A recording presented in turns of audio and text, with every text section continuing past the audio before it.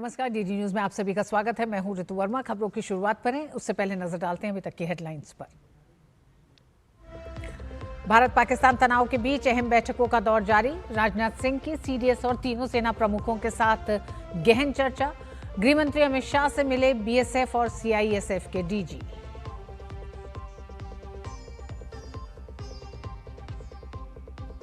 केंद्रीय वित्त मंत्री निर्मला सीतारमण आज शाम बैंकों और वित्तीय संस्थानों पर करेंगी बैठक। साइबर सुरक्षा की तैयारियों की बैठक में होगी समीक्षा।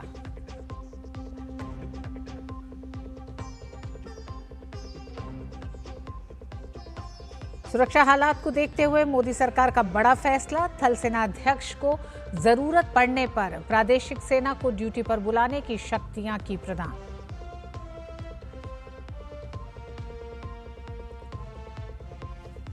भारतीय सीमा में पाकिस्तान की ओर से लगातार घुसपैठ की कोशिश। सांबा सेक्टर में बीएसएफ ने मार गिराए 7 आतंकवादी। पाकिस्तानी पोस्ट ढाडर को भी जबरदस्त नुकसान। और भारत के खिलाफ पाकिस्तान का प्रोपेगेंडा जारी। सुखोई Su-30 MKI को मार गिराने और भारतीय पायलट के पकड़े जाने के दावे को बताया सरासर झूठ। इंडियन ऑयल ने स्पष्ट किया पूरे देश में ईंधन का पर्याप्त स्टॉक।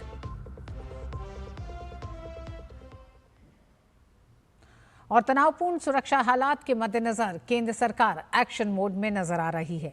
दिल्ली में ताबड़तोड़ बैठकों का दौर जारी है। एक तरफ केंद्रीय गृह मंत्री अमित शाह ने अर्धसैनिक बलों, सीआईएसएफ और बीएसएफ के प्रमुखों से मुलाकात कर आंतरिक सुरक्षा के हालात पर चर्चा की है, तो दूसरी तरफ रक्षा मंत्री राजनाथ सिंह ने तीनों सेना प्रमुखों और सीडीएस अनिल चौहान के साथ रक्षा तैयारियों का जायजा लिया। इस बीच केंद्रीय स्वास्थ्य मंत्री जेपी नड्डा ने भी देश में स्वास्थ्य सुविधाओं और स्वास्थ्य से जुड़ी बुनियादी ढांचा को लेकर मंत्रालय में एक समीक्षा बैठक की। केंद्रीय वित्त मंत्री निर्मला सीतारमण भी आज शाम बैंकों और वित्तीय संस्थानों की साइबर सुरक्षा तैयारियों की समीक्षा करेंगी। नितेंद्र हमारे साथ इस खबर पर जुड़ गए हैं। नितेंद्र, लगातार हम देख रहे हैं दिल्ली में बैठकों का दौर जारी है। ऐसे में आप अपनी स्क्रीन पर देख रहे हैं किस तरह से केंद्रीय गृह मंत्री ने अर्धसैनिक बलों के साथ बैठक की है, तो वहीं हम देखते हैं कि रक्षा मंत्री ने सेना प्रमुख और सीडीएस के साथ रक्षा मंत्री की भी समीक्षा बैठक हुई सीमावर्ती इलाकों में सुरक्षा व्यवस्था को लेकर। और भारत और पाकिस्तान के बीच इस समय जो तनाव की स्थिति बनी हुई है उसको ध्यान में रखते हुए स्वास्थ्य मंत्री ने भी समीक्षा बैठक की, जिसमें मौजूदा स्थिति में देश में स्वास्थ्य सुविधाओं और स्वास्थ्य से जुड़े बुनियादी ढांचे को लेकर ये समीक्षा बैठक देखी जा रही है। आने वाली दिनों में जिस तरह की परिस्थितियां रहेंगी उसको ध्यान में रखते हुए स्वास्थ्य से जुड़ी सुविधाओं पर किसी तरह का कोई असर ना हो और राज्यों में भी किस तरह से तैयारियां हैं मौजूदा हालात में स्वास्थ्य सुविधाओं का सिलसिला जारी रहे। साथ ही साथ बुनियादी ढांचे की तैयारी, यानी कि मौजूदा हालात में किस तरह से स्वास्थ्य से जुड़े बुनियादी ढांचे किसी भी परिस्थिति के लिए तैयार रहें, स्वास्थ्य सुविधाएं मुहैया होती रहें, इसकी एक समीक्षा बैठक स्वास्थ्य मंत्री जेपी नड्डा ने की। तो वहीं हम देख रहे हैं कि वित्त मंत्री निर्मला सीतारमण आज शाम को बैंकों और वित्तीय संस्थानों के साथ साइबर सुरक्षा पर एक समीक्षा बैठक करेंगी। मौजूदा तनाव को ध्यान में रखते हुए साइबर सुरक्षा को लेकर जो चुनौतियां सामने आती रही हैं देश के सामने, उसमें बैंक और वित्तीय संस्थान किस तरह से उन चुनौतियों से निपटने की तैयारी में है। साइबर सुरक्षा को लेकर एक समीक्षा बैठक वित्त मंत्री निर्मला सीतारमण आज शाम को करेंगी। और हमारे साथ नितेंद्र इस समय जुड़े हुए हैं। नितेंद्र, स्वास्थ्य मंत्री भी इस बैठक को कर रहे हैं, जिसमें तमाम राज्यों के स्वास्थ्य मंत्रियों के साथ, विभाग अधिकारियों के साथ ये बैठक हो रही है। किस तरह से एजेंडे में, हम जानते हैं मौजूदा तनाव में उन तमाम परिस्थितियों को ध्यान में रखते हुए बुनियादी सुविधाएं और स्वास्थ्य से जुड़ी बुनियादी ढांचे में किसी तरह की कोई आने वाले दिनों में कोई कमी ना हो, इसको लेकर किस तरह की हिदायत निर्देश दिए स्वास्थ्य मंत्री ने? निश्चित तौर पे आपसे थोड़ी देर पहले यह बैठक खत्म हुई है और इसमें स्वास्थ्य मंत्री ने सभी जो मंत्रालय के वरिष्ठ अधिकारी हैं उनके साथ बैठक की और जितने भी वरिष्ठ अधिकारियों हैं उन्होंने स्वास्थ्य की स्थिति और जो इमरजेंसी की तैयारी होनी चाहिए उसके बारे में स्वास्थ्य मंत्री को जानकारी दी। साथ ही साथ इस बात पर भी चर्चा हुई कि एक कंट्रोल रूम जो केंद्र में स्वास्थ्य मंत्रालय में है उसके जरिए निगरानी की जाए, खासतौर पे सीमावर्ती जो राज्य हैं और डिस्ट्रिक्ट हैं, जो उनके हॉस्पिटल्स की जो सिस्टम है वहां पर किस तरह के स्टॉक है, सिचुएशन है मेडिसिन की और बाकी तमाम चीजों की, उसकी निगरानी यहाँ से किया जाए कंट्रोल रूम से। साथ ही साथ जितने भी स्वास्थ्य कर्मी हैं उनको छुट्टी से वापस बुलाया जाए, इस बात पर भी चर्चा हुई बैठक में और ये राज्यों को निर्देश भेजा जाएगा कि उन स्वास्थ्य कर्मियों की छुट्टी रद्द करके उनको वापस बुलाया जाए।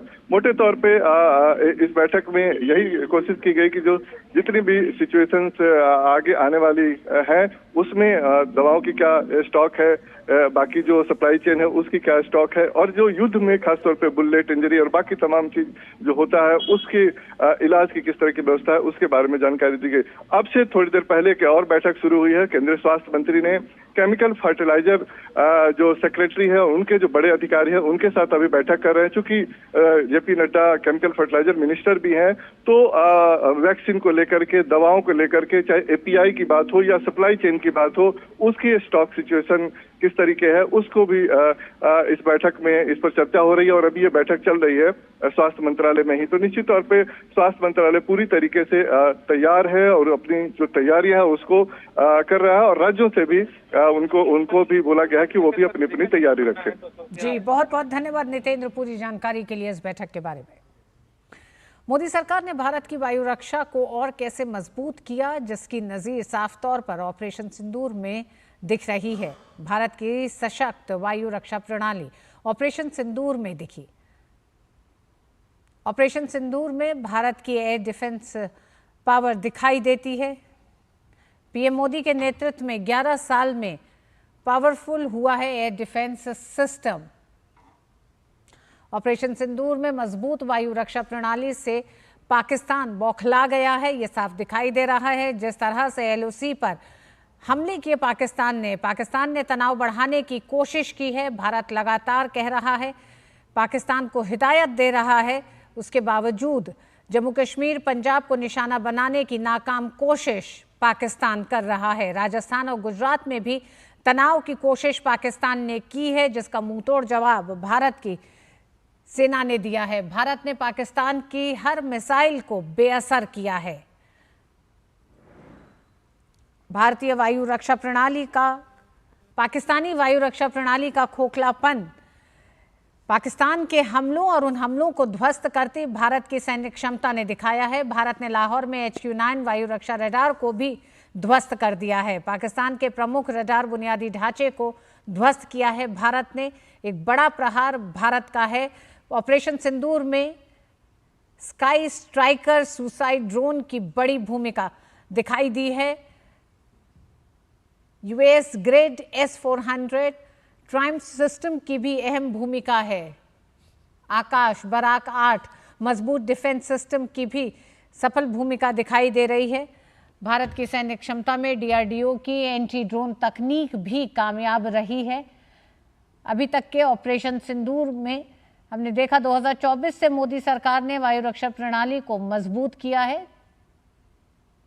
रक्षा क्षेत्र को आत्मनिर्भर बनाने पर मोदी सरकार का फोकस रहा है और इसी के तहत 2017 में इजराइल के साथ $2.5 बिलियन का रक्षा करार किया गया था। हवा में मार करने वाली बराक 8 की मिसाइलों की तैनाती हुई। 2018 में 35,000 करोड़ रुपए की 5 S-400 ट्रायम्फ स्क्वाड्रन का सौदा किया गया। 3 स्क्वाड्रन पाकिस्तान की सीमाओं पर तैनात हैं।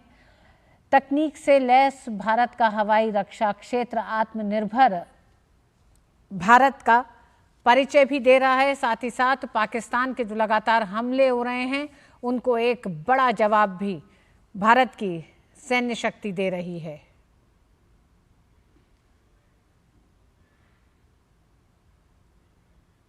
नियंत्रण रेखा के पार से भारी गोलीबारी के मद्देनजर उत्तरी कश्मीर के उरी और तंगधार सेक्टरों के कई इलाकों में रिहायशी घरों और दुकानों को नुकसान पहुंचाने की खबर है।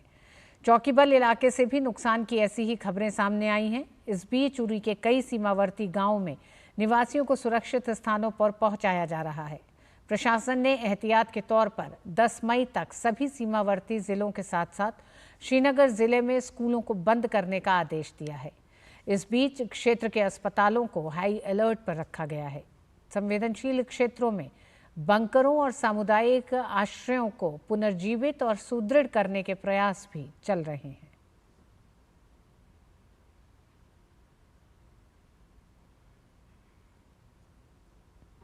जम्मू कश्मीर के सांबा में इंटरनेशनल बॉर्डर पर बीएसएफ को बड़ी कामयाबी मिली है। बीएसएफ ने घुसपैठ की एक बड़ी कोशिश को नाकाम करते हुए 7 आतंकवादियों को ढेर कर दिया है।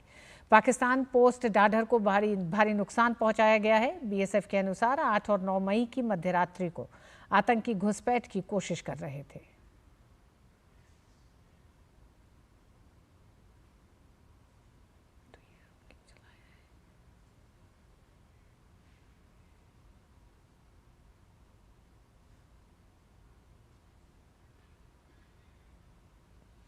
रक्षा मंत्रालय ने रक्षा अभियानों के दौरान मीडिया और डिजिटल प्लेटफॉर्म के लिए एक एडवाइजरी जारी की है। मंत्रालय ने सभी मीडिया चैनलों, डिजिटल प्लेटफॉर्म्स और संबंधित लोगों को सलाह दी है कि वे रक्षा अभियानों और सुरक्षा बलों की गतिविधियों की लाइव कवरेज या रियल टाइम रिपोर्टिंग से परहेज करें, क्योंकि इस प्रकार की संवेदनशील या स्रोत आधारित जानकारी का खुलासा अभियान की प्रभावशीलता को नुकसान पहुंचा सकता है और लोगों की जान को खतरे में डाल सकता है। रक्षा मंत्रालय ने कारगिल युद्ध, 26/11, मुंबई हमले और कंधार अपहरण जैसी घटनाओं का हवाला देते हुए कहा कि संकट के समय में जल्दबाजी या अपुष्ट रिपोर्टिंग किस प्रकार गंभीर परिणाम ला सकती है। मंत्रालय ने बताया कि केबल टेलीविजन नेटवर्क संशोधन नियम 2021 की धारा 6(1)(p) के अनुसार आतंकवाद विरोधी अभियानों के दौरान केवल अधिकृत अधिकारियों द्वारा समय समय पर दी जाने वाली जानकारी ही प्रसारित की जा सकती है। साथ ही सभी संबंधित पक्षों से आग्रह है कि वो पूरी सतर्कता, संवेदनशीलता और जिम्मेदारी के साथ कार्य करें और पत्रकारिता और राष्ट्र सेवा के उच्चतम मानकों का पालन करें।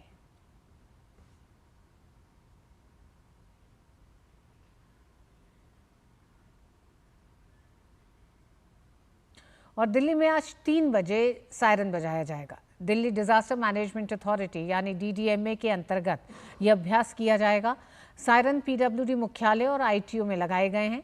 साथ ही ये भी जांचा जाएगा कि इसकी आवाज़ कितने किलोमीटर तक पहुंच सकती है। ये केवल एक अभ्यास के तौर पर किया जा रहा है। फिलहाल सेंट्रल दिल्ली जिला डिजास्टर मैनेजमेंट अथॉरिटी की तरफ से ये प्रयास है।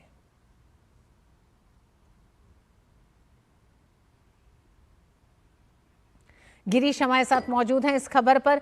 गिरीश, 3 बजने में अब कुछ ही 15 मिनट बाकी हैं, यानी कि 3 बजे ये सायरन बजाया जाएगा। इसे एक अभ्यास के तौर पर ही देखा जाए, क्योंकि इसके साथ साथ ये भी ध्यान रखना पड़ेगा कि लोगों में किसी तरह का पैनिक ना हो।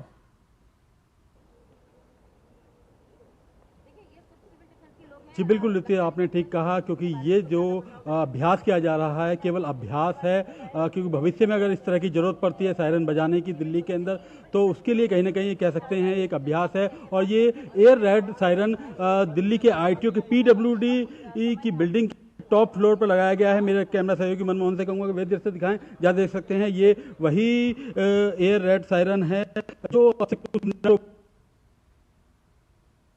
जी, जिस तरह से हमारे साथी संवाददाता बता रहे हैं, PWD के मुख्यालय और वॉलंटियर्स हैं उनको लगाया गया है। जी गिरीश, आप अपनी बात पूरी करें।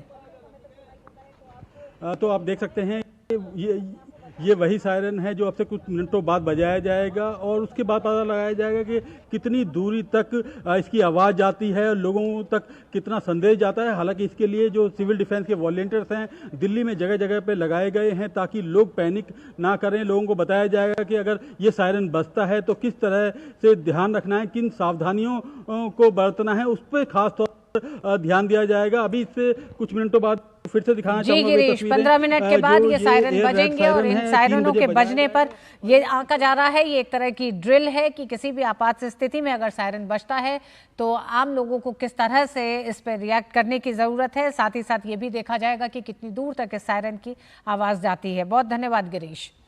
उधर उत्तर प्रदेश के मुख्यमंत्री योगी आदित्यनाथ आज लखनऊ में पाकिस्तान पर जमकर निशाना साधा। योगी ने कहा कि भारतीय सशस्त्र बलों की कार्रवाई के बाद आज पाकिस्तान करहाता हुआ नजर आ रहा है। प्रधानमंत्री मोदी जी का जो संकल्प था हमारे बहादुर जवानों ने, तीनों सेनाओं ने पाकिस्तान को उसका करारा जवाब देकर के आज आप देख रहे होंगे किस रूप में अलग थलग पड़ा पाकिस्तान आज दुनिया के सामने कराहता हुआ नजर आ रहा है। योगी आदित्यनाथ ने कहा कि अब यह साबित हो गया है कि पाकिस्तान आतंकवादी गतिविधियों में सीधे सीधे लिप्त है। आपने पाकिस्तान को बेशर्मीपूर्ण चरित्र देखा है कि जब भारत की कार्रवाई से आतंकवादी मारे गए, उन आतंकवादियों के जनाजे में पाकिस्तान के शीर्ष सैन्य अधिकारियों की उपस्थिति, पाकिस्तान के राजनेताओं की उपस्थिति दुनिया की आंखों को खोलने वाला होना चाहिए कि पाकिस्तान आतंकवाद को प्रश्रय ही नहीं देता बल्कि आतंकी गतिविधियों में सीधे सीधे लिप्त है।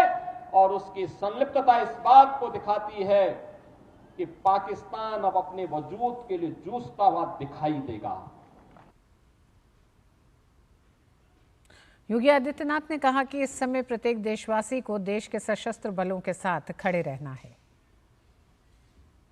हर भारतवासी का दायित्व बनता है इस समय हम भारत की सेनाओं के मनोबल को बनाए रखने के लिए देश की सुरक्षा के साथ कोई भी अगर शरारती तत्व किसी प्रकार की शरारत करता है तो पूरी सजगता और सतर्कता के साथ हम सबको भी अपनी सेनाओं के मनोबल को भी बढ़ाना है, सुरक्षा बलों के साथ भी खड़ा होना है, साथ साथ किसी भी उस शरारतपूर्ण कार्रवाई को जो सुरक्षा में सेंध लगाती हो उसको बेनकाब भी करना है।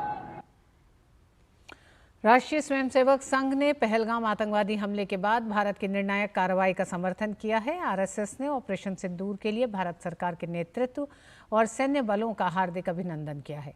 आरएसएस का कहना है कि हिंदू यात्रियों के नृशंस हत्याकांड में आहत परिवारों को और समस्त देश को न्याय दिलाने के लिए हो रही इस कार्रवाई ने पूरे देश के हिम्मत को बढ़ाया है।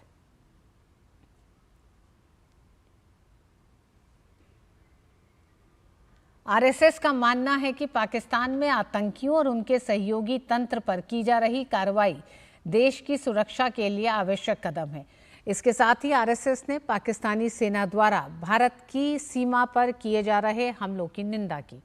राष्ट्रीय स्वयंसेवक संघ ने इस चुनौतीपूर्ण समय में सभी देशवासियों से एकजुट रहने की अपील की है।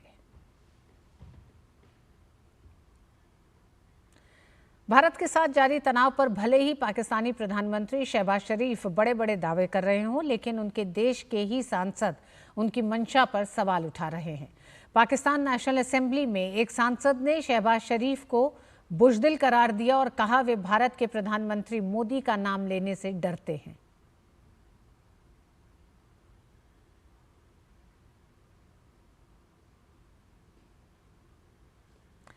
भारत पाकिस्तान तनाव के बीच सूचना एवं प्रसारण मंत्रालय ने सोशल मीडिया प्लेटफॉर्म पर #इंडिया फाइट्स प्रोपेगेंडा अभियान शुरू किया है।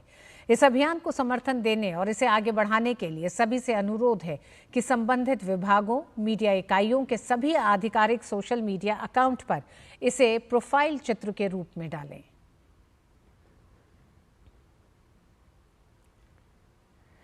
और आइए आपको सुनवाते हैं कि पाकिस्तान की संसद के भीतर पाकिस्तान के सांसद आखिर क्यों कह रहे हैं पाकिस्तान के प्रधानमंत्री शहबाज शरीफ को बुज़दिल, और उनका ये कहना है कि प्रधानमंत्री नरेंद्र मोदी का नाम लेने की हिम्मत नहीं है पाकिस्तान के प्रधानमंत्री में।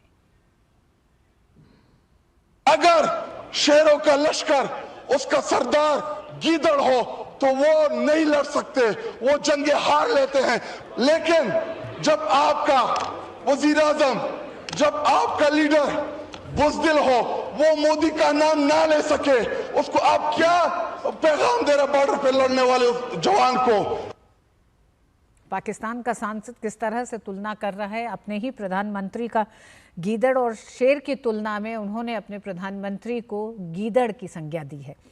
पीआईबी ने एक बार फिर पाकिस्तान के प्रोपेगेंडा का पर्दाफाश किया है। पीआईबी फैक्ट चेक ने पाकिस्तानी सोशल मीडिया हैंडल के उस दावे को खारिज कर दिया जिसमें मुजफ्फराबाद में सुखोई Su-30 MKI को मार गिराने और एक भारतीय पायलट के पकड़े जाने का दावा किया है। पीआईबी फैक्ट चेक ने इस फोटो के सच को सामने लाते हुए बताया कि वायुसेना का यह सुखोई Su-30 MKI विमान 14 अक्टूबर 2014 को महाराष्ट्र के पुणे अहमदनगर राजमार्ग के पास कुलवाड़ी गांव के उंद्रे बस्ती में दुर्घटनाग्रस्त हुआ था।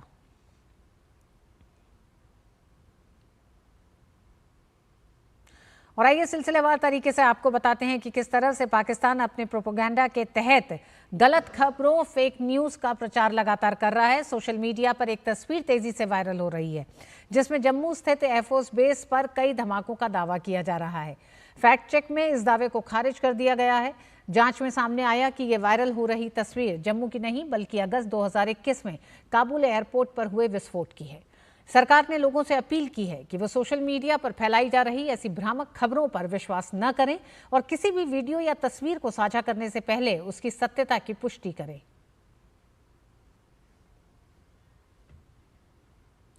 पाक सोशल मीडिया हैंडल्स पर एक पोस्ट में यह दावा किया गया है कि भारतीय सेना ने अमृतसर और अपने ही नागरिकों पर हमला करने के लिए अंबाला एयरबेस का इस्तेमाल किया। पीआईबी ने बताया कि यह दावा पूरी तरह से निराधार है और पाकिस्तान के एक सुनियोजित मिस इन्फॉर्मेशन कैंपेन का हिस्सा है। जवाब में पीआईबी ने रक्षा मंत्रालय की एक प्रेस रिलीज जारी की और पाकिस्तान के झूठे दावे की पोल खोल दी है। और पाकिस्तान के इसी प्रोपेगेंडा के सीरीज में सोशल मीडिया पर एक पोस्ट शेयर की गई है जिसमें दावा किया गया है कि पूरे भारत में हवाई अड्डों पर प्रवेश पर प्रतिबंध लगा दिया गया है। पीआईबी ने इस फर्जी खबर का भी भांडाफोड़ किया और इसे गलत बताया है क्योंकि सरकार की ओर से ऐसा कोई निर्णय नहीं लिया गया है। पीआईबी ने एक्स पर बताया कि सोशल मीडिया पोस्ट में कहा जा रहा है कि पूरी जो दावा किया जा रहा है वो पूरी तरह से गलत है। इसके अलावा दिल्ली एयरपोर्ट और कई एयरलाइंस द्वारा यात्रियों के लिए प्रस्थान के 3 घंटे पहले एयरपोर्ट पहुंचने की एडवाइजरी भी पाकिस्तान के झूठे दावे को साबित कर रही है।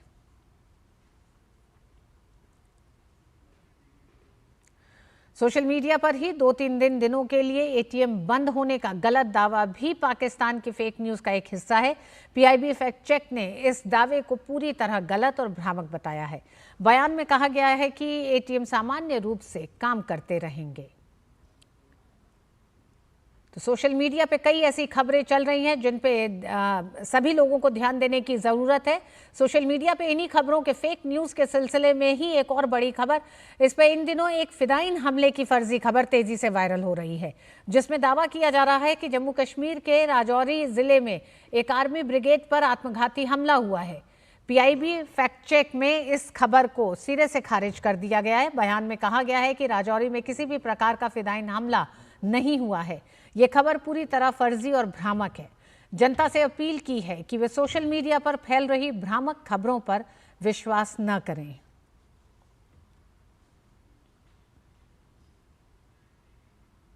और इंडियन प्रीमियर लीग 2025 को स्थगित कर दिया गया है। नई तारीखों और आयोजन स्थल का ऐलान बाद में किया जाएगा। बीसीसीआई ने भारत पाकिस्तान के बीच चल रहे तनाव को देखते हुए ये फैसला लिया है। आईपीएल में आज रॉयल चैलेंजर्स बेंगलुरु का सामना लखनऊ सुपर जायंट्स से होना था।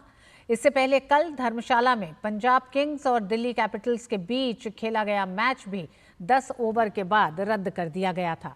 धर्मशाला और उसके आसपास के एयरपोर्ट बंद होने के कारण पंजाब किंग्स और दिल्ली कैपिटल्स के खिलाड़ियों और सपोर्ट स्टाफ को एक विशेष ट्रेन द्वारा आज दिल्ली वापस लाया गया। फिलहाल आईपीएल 2025 में 12 ग्रुप स्टेज के मैच खेले जाने बाकी हैं। इसके बाद प्लेऑफ और फाइनल खेले जाएंगे।